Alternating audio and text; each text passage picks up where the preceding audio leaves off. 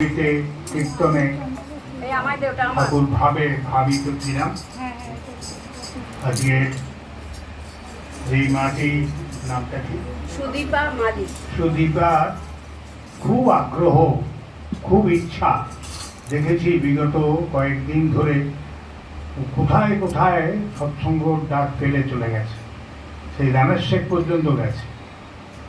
আমি সুদীপার জন্য, তার স্বামীর জন্য, তার সন্তানের জন্য ঠাকুরের কাছে মুহুর্মুহু প্রার্থনা করি, সে যেন তার স্বামীকে নিয়ে ইষ্ট প্রাণতার শেষ পর্বে পৌঁছয় এবং ঠাকুরকে প্রতিষ্ঠা তার হৃদয়ে যেন করে। এখন একটু ঠাকুর প্রসঙ্গ হবে। শ্রদ্ধেয় তপনদা আছেন, তপনদা একটু প্রসঙ্গ করবেন। জগৎজননী মায়ের রাঙা চরণে জানাই আমার ভক্তিপূর্ণ প্রণাম। আচার্যদেব পূজ্যপাদ শ্রী শ্রী বরদার উচ্চারণে জানাই আমার ভক্তিপূর্ণ প্রণাম। পূজ্যপাদ আচার্যদেবের উচ্চারণে জানাই আমার ভক্তিপূর্ণ প্রণাম। ও শ্রী দেবতা ও ভক্তিমতী মায়েরা যথাস্থানে প্রণাম ও জয় গুরু। প্রথমেই আপনাদের একটা কথা, কবি আক্ষেপ করে লিখে গেলেন, এই অনাবাদী মানব জমিনকে আবাদে পরিণত করতেই যেন শ্রী শ্রী ঠাকুর অনুকূল চন্দ্রের আবির্ভাব ঘটল আজ থেকে 138 বছর আগে পাবনা জেলার হিমায়তপুর গ্রামে ভাদ্র মাসের শুভতাল নবমী তিথিতে। তার এই জন্ম বৃত্তান্ত অনেকেই জানেন, ও তখন কি ঘটেছিল না ঘটেছিল সে সম্বন্ধে আমি যাচ্ছি না। আমি তার ছোটবেলার কিছু ঘটনা বলি, তাতে বোঝা গিয়েছিল যে তিনি কে। তার আগে একটু বলি, তার জন্ম হওয়ার আরো আগে, যখন মনমোহিনী মা দেবী গর্ভধারণ করেন, তখন তারও আগে, অনেক আগের ঘটনা। মনমোহিনী দেবী খুব অতিথি পরায়ণ ছিলেন, বাড়ি থেকে মেলে তাকে যথাসাধ্য সেবা দিতেন। তো এরকম একদিন এক জটাজুটধারী সন্ন্যাসী এসেছে তাদের গৃহে।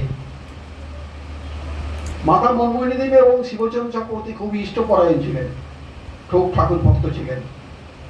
তো তার গৃহে এসেছে, তা তাকে যথারীতি মাতা মনমোহিনী দেবী সেবা দিলেন। সেবার পরে যখন তিনি প্রস্থান করছেন গৃহ থেকে, সেই সন্ন্যাসী তখন মাতা মনমোহিনীকে বললেন, তোমাকে আমি দুটো কথা বলে যাচ্ছি মা, দেখো এটা তোমার জীবনে ঘটবে। এক, তোমার এই পরিবার থেকে একজন জীবন বসান হবে খুব কম বয়সে, আর একজন এমন পুরুষ আসবেন এই পরিবারে যিনি এই ধরাধামের মানুষকে রক্ষা করতে আসবেন। মনমোহিনী দেবী শুনলেন এটা, যথারীতি চলে গেলেন। এর বেশ কিছুদিন পরে মনমোহিনী দেবীর এক ভাই ছিল, তার নাম লোহা। ওই মনমোহিনী দেবী আর লোহা খুব দুজনকে খুব ভালোবাসত, দুজনকে একবারে অন্তরঙ্গ আর কি, দুজনে ভাই বোনে। সেই লোহা 3 দিনের জ্বরে তার জীবন অবসান ঘটল, খুবই উজ্জ হয়ে পড়ল। এরপর অনেক দিন কেটে গেল। তারপর যখন মাতা মনমোহিনী দেবী গর্ভধারণ করলেন, মানুষের সাধারণত 10 মাস 10 দিনে সন্তান প্রসব হয়, কিন্তু যখন 11 মাস প্রায় পার হয়ে যাচ্ছে, তখনও যখন কোনো রকমই লক্ষণ দেখা যাচ্ছে না, তখন সবাই খুব চিন্তিত হয়ে পড়েছিলেন যে কি এমন হচ্ছে। যাই হোক, 11 মাস পরে ওই ঠাকুর অনুকূল চন্দ্র ধরাধামে এলেন। এতে অনেকেই তখন একটু ভেবেছিল যে এমন তো হয় না। যাই হোক, এবার শ্রী অনুকূল চন্দ্র, বালক অনুকূল চন্দ্র বাড়তে থাকলো, বড় হতে থাকলো, আস্তে আস্তে আস্তে বড় হয়ে খুব দুষ্টু প্রকৃতির ছিল ছোটবেলায়। তো একদিন একটা কি অন্যায় কাজ করেছে মাতা মনমোহিনী দেবী, মা তখন ওই ছেলের পেছনে একটা ছড়ি নিয়ে ছুটছে মারবে বলে। তো অনুকূল ছুটছে আর মাতা মনমোহিনী দেবী তার পেছন ছুটছে তাকে মারবে বলে। তো এইরকম হতে হতে কিছুক্ষণ পরে সে অনুকূলচন্দ্র, বালক অনুকূলচন্দ্র দেখলো যে মায়ের মুখটা লাল হয়ে গেছে, ওই আমার পেছনে ছুটতে ছুটতে ঘামে ঘর্মাক্ত হয়ে গেছে। তখন সে বুঝলো মায়ের খুব কষ্ট হচ্ছে।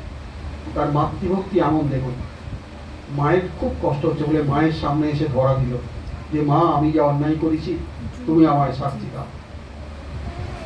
এরপরে তো আর কোনো মা তাকে শাস্তি দিতে পারে না।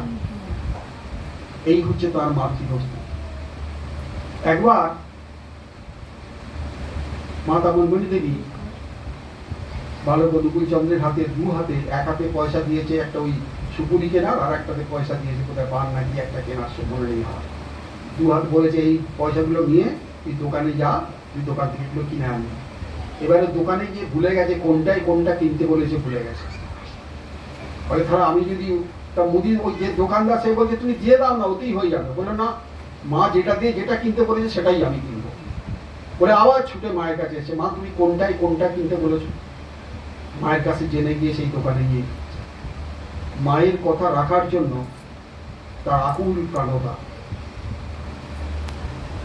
মাতৃভক্তি অটুট যত, সেই ছেলে হয় কৃতি তত। ঠাকুরের এই ছড়ার বাণী আমরা সকলেই শুনেছি। তার প্রমাণ কিন্তু ঠাকুর অনুকূলচন্দ্র সেই শিশুকাল থেকেই দিতেছে। এইবার একটু বড় হয়েছে, বড় হয়ে একটু দুষ্ট প্রকৃতির ছিল ছোটবেলায়। পাশের একজনের বাড়ির বাগান, তার সব গাছ উপড়ে পড়ে আছে। সেই বাগানের যে মালিক, যে যার বাগান, সে এসে এবার মাতা মনমোহিনী দেবীকে বলছে যে এরকম তোমার ছেলে এরকম করেছে আমার। সে দেখেছে, জেনেছে কোনো কারণে। মাতা মনমোহিনী দেবী ছেলেকে ডেকেছে, ডেকে বলেছে কি করেছিস? বলে হ্যাঁ আমি করেছি। তো কেন করেছিস? বলে ওপরটা তো দেখছি, ভেতরে কি আছে দেখবো না? জানতে হবে না? ভেতরটাও তো দেখতে হবে। দেখুন, সত্যানুসরণে তিনি বলেছেন যে উপর উপর দেখে কোনো মত প্রকাশ করো না, সবটা জেনে তবে মত প্রকাশ করবে। সেই শিশুকালের কথা তিনি ওই 22 বছর বয়সে সত্যানুসরণ লিপিবদ্ধ করে গেছেন। এই হচ্ছে ঠাকুর অনুকূলচন্দ্র। এইবার একটু বড় হয়ে যখন স্কুলে ভর্তি হল, ভর্তি হয়ে এবার পড়াশোনা আরম্ভ হয়েছে। আরম্ভ হয়ে একদিন স্কুলের পরে কোচিং ক্লাসে যেত, শিক্ষকের কাছে আমি কোচিং নেওয়ার জন্য। তা অনেক বন্ধু বান্ধব মিলেই যেত। গ্রামের রাস্তা, সেখানে গেছে বিকালবেলা। যখন ওই তারা পড়াশোনা, যখন তারা কোচিং ক্লাস করছে, তখন তুমুল ঝড় বৃষ্টি আরম্ভ হয়েছে, খুব ঝড় বৃষ্টি আরম্ভ। যাই হোক, পড়ানো শেষ হয়ে গেছে, কিন্তু কেউই তো যেতে পারছে না। খুব ঝড়, এত ঝড়ের মধ্যে যাবে কি করে? গ্রামের রাস্তা, সন্ধে হয়ে গেছে, অন্ধকার হয়ে গেছে। একটু ঝড় কমলে হয়তো যার বাড়িতে যাবে। সকলেই চুপ করে বসে আছে বা নিজেদের মধ্যে আলাপ আলোচনা করছে, কিন্তু ঠাকুর শিশু অনুকূলচন্দ্র সে কিন্তু ছটফট করছে একবারে, যাতায়াত কিছুতেই স্থির হয়ে বসতে পারছে না। তখন বাকি ছেলেরা বলছে, দেখিয়ে অনুকূল কি এত ছটফট করছিস, আর বস না এখানে। তাতে তারপর কারণ মানে কানেই নেয়নি তাদের কথা, না নিয়ে সেই ছটফট করতে করতে তখনই দেখেছে একটু বৃষ্টি কমেছে, ছুটে বেরিয়ে গেছে। সকলেই বলেছে ওরে যাসনি, এখন যাসনি, আরেকটু কমুক। বলছে না, বলে বেরিয়ে চলে গেছে। গিয়ে এবার ওই যে রাস্তা দিয়েছে, গ্রামের রাস্তা, মাটির রাস্তা, কাঁচা রাস্তা, সেই জল কাদা ভর্তি হয়েছে, আর পাশে দিয়ে গেছে খাল গেছে, নয়নজলি যাকে বলে, সেই খালে গেছে। খানিকটা যাওয়ার পর শুনতে পাচ্ছি একজন বলছে, আল্লাহ আমায় বাঁচাও, আল্লাহ আমায় বাঁচাও। তখন অন্ধকার তো গ্রামের রাস্তা। যাই হোক, যেমন করে হোক নজর করে করে গেছে, গিয়ে দেখে একটি বয়স্ক মানুষ ওই খালের মধ্যে পড়ে আছে। অনুকূলচন্দ্র সেই কাদা ফাদা মেখে তাকে কোনোটা করে তুলেছে, তুলে তাকে পাশেই একটা বাড়ি ছিল, তার বাড়িতে নিয়ে গেছে, নিয়ে গিয়ে তার কাদা টাদা পরিষ্কার পরিচ্ছন্ন করে দিয়েছে। বলছে এ আল্লাহ, তুমি আল্লাহ তোমায় পাঠিয়েছে, তুমি আল্লাহ, তুমি আমাকে আজ রক্ষা করেছো। তখন অনুকূলচন্দ্র বলছে, না গো, আমি আল্লাহ ফাল্লাহ নই, আমি অনুকূলচন্দ্র, এই হিমায়তপুর গ্রামেরই ছেলে একজন। তা এই হচ্ছে ঠাকুর অনুকূলচন্দ্র। শিশুকালে থেকেই তিনি বুঝেছিলেন কেন ছটফট করছিলেন, তিনি জানেন যে এরকম একটা ঘটনা ঘটতে চলেছে ওখানে, তাই তাকে রক্ষা করা। হয়তো ও সময় মতো রক্ষা করতে না পারলে হয়তো সেই ওই খালের মধ্যে ডুবেই হয়তো তার জীবন অবসান হয়ে যেত। এই হচ্ছে ঠাকুর অনুকূলচন্দ্র। এবারে ঠাকুর ক্লাস 7-8 উঠেছে। ওই স্কুলেই পড়তো কিশোরী মোহন দাস, ঠাকুরের একজন, ঠাকুরের থেকে একটু বয়সে বড়, আরও সমস্ত ছিল। সেই সময় বাংলায় দুর্ভিক্ষ দেখা দিল, লোকের ঘরে ঘরে খাদ্যের হাহাকার, মানুষের হাতে পয়সা নেই। তখন ওই ঠাকুর অনুকূলচন্দ্র, ওই কিশোরী মোহন দাস, আরও সমস্ত ছিল, তারা ছাত্র ওর সঙ্গে পড়াশোনা করে, তাদের বললো, দেখ, মানুষ খুব কষ্টে পড়েছে, আমাদেরকে কিছু একটু করতেই হবে এদের সাহায্য করার জন্য। তাহলে কী করা যাবে? বললে, আমরা 6-7 মিলে ওই লোক এদিক সেদিক করে যেমন করে রোজগার করবো। কীরকমভাবে করি? বলে, ওই কুড়ি সেজে কুড়ির কাজ করে বা এরকম করে আমরা করবো, করে আমরা ওই লোকের বাড়িতে বাড়িতে দেবো। বলে, এমনি দিতে গেলে তো হবে না, আমরা ওই জানলা বা দরজা দিয়ে আমরা প্রথমে কোন বাড়িতে গিয়ে খোঁজ করবো, সেখানে কি আলোচনা হচ্ছে। ওই সন্ধ্যের পর ওইভাবে কিছু রোজগার করতো, করে ওই সন্ধ্যের পর লোকের বাড়ির দরজায় বা জানলায় গিয়ে কান দিয়ে শুনতো যে কি কার কি অবস্থা। তো যে যে বাড়িতে এইরকম একটা ওইসব আলোচনা শুনতে, সত্যিতে খাদ্য নেই, কী করে তাদের যে জীবন ধারণ করবে, এইসব তারা করতো কি, ওই পয়সাগুলো ডেকে দিত না, ওই জানলার ভেতর দিয়ে গড়িয়ে দিত বা দরজার ফাঁক দিয়ে ভেতরে গড়িয়ে দিত। তারপর দেখা গেল যে কিছু লোক বলছে যে কে বা কারা আমাদের বাড়িতে এরকম টাকা পয়সা দিয়ে যাচ্ছে, কিছু বুঝতে পারছি না, ভুলে দিয়ে যাচ্ছে নাকি পুরো চারিদিকে রুটে গেছে, কেউ কিন্তু জানতে পারেনি যে এইরকম একটা ঘটনা ঘটছে। এবার একদিন ওরা ওই স্টিমার ঘাটে গেছে, স্টিমার ঘাটে গিয়ে ওরা যখন যেত তখন ছদ্মবেশে যেত, ওই স্টিমার ঘাটে গেছে, সবাই চিনে ফেলবে তো গ্রামের লোকেরা, ছদ্মবেশে গেছে, গিয়ে স্টিমার ঘাটে গেছে। আর দেখছে ওদের স্কুলের হেডমাস্টার মশাই, তিনি কোথায় শহরে কোথাও গিয়েছিলেন মনে হয়, ওই লঞ্চে করে ফিরেছে, তার তো সব পোটলা পুটলি আছে, লটবহর আছে, ভৎস আছে। তো ওরা তখন ওই হেডমাস্টারকে বলেছে, আপনার নিয়ে যাচ্ছি আমরা। বললো, হ্যাঁ নিয়ে চলো। পয়সা টয়সা নিয়ে কথাবার্তা হয়তো হয়েছে। এবার ওরা মাথায় করে ওই হেডমাস্টারমশাইয়ের সব জিনিসপত্র নিয়ে হেডমাস্টারমশাই গিয়ে গেছে, দিয়ে এবার কেউ মুখ খুলছে না, কেউ বলছে কথা জিজ্ঞাসা করছি যে তোমরা কোথায় থাকো, পরিচয় জানবার চেষ্টা করছে, কেউ কোনো কথা বলছে না। এমন সময় হঠাৎ ওই কিশোরী মোহন দাস আর থাকতে পারেনি, হঠাৎ একটা কথা বলে ফেলেছে। সেই গলার আওয়াজটা পেয়ে গেছে, গলার আওয়াজটা পেতেই তখন হেডমাস্টার বলেছে, তোরা নেশা ভাঙ করার জন্য এইসব করছিস না? বলে সব খুলেছে, সব জোর করে সব ওই মুখে যে চাপা টাপা দেওয়া ছিল সেগুলো খুলেছে। খোলার পর বলছে, তুই সব তো আমার স্কুলের ছাত্র, তোরা নেশা ভাঙ করিস এখন নাকি, বিড়ি সিগারেট খাস, সেই জন্য এইরকম করে রোজগার করছিস?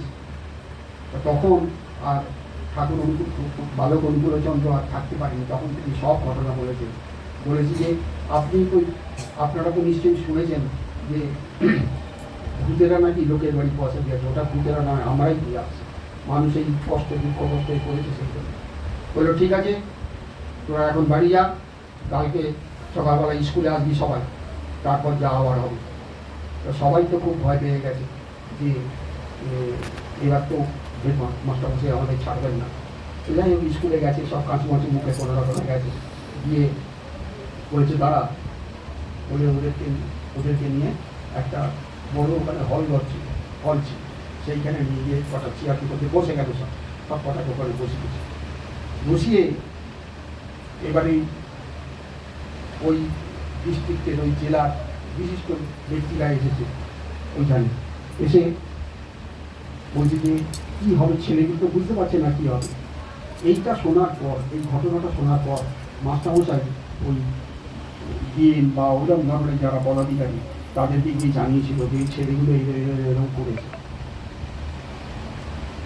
ডিএম তখন বলেছে, তো আপনি ওদেরকে নিয়ে আসুন, আমরা ওদেরকে একটু সম্বর্ধনা দেবো, এত বড় কাজ করেছে মানুষের দুঃখ কষ্ট জ্বালা যন্ত্রণার জন্য। ওরা তখন তো জানে না যে কি কত বড় শাস্তি আমাদের হবে, কে জানে। বসে আছে এমন সময় এবারে নিয়ে এসেছেন, এসে উনি বলছেন যে আমরা পদাধিকার ব্যক্তি হয়ে যা করতে পারেনি, এই ছেলেগুলো তাই করেছে আজ দেশের এই গ্রামের মানুষদের মুখে অন্ন জোগানোর জন্য। এত বড় সম্বর্ধনা। তাই ছোটবেলা থেকেই বুঝে গিয়েছিল তিনি কি। আমাদের পরম সৌভাগ্য এমন একটা আদর্শবান ব্যক্তির সন্ধান পেয়েছি আমরা, তার চরণে আমার স্থান পেয়েছি। তার দেওয়া বিধিগুলো যেন আমরা আমাদের জীবনের সঙ্গে যুক্ত করে তার মতো হয়ে উঠতে পারি, এই প্রচেষ্টাটা আমাদের প্রত্যেকের মধ্যে রাখতে হবে। তাই আমি আর বেশি কথা বলবো না, কেননা সময় সীমিত, 1.5 ঘন্টার মধ্যে সৎসঙ্গ শেষ করার কথা। তাই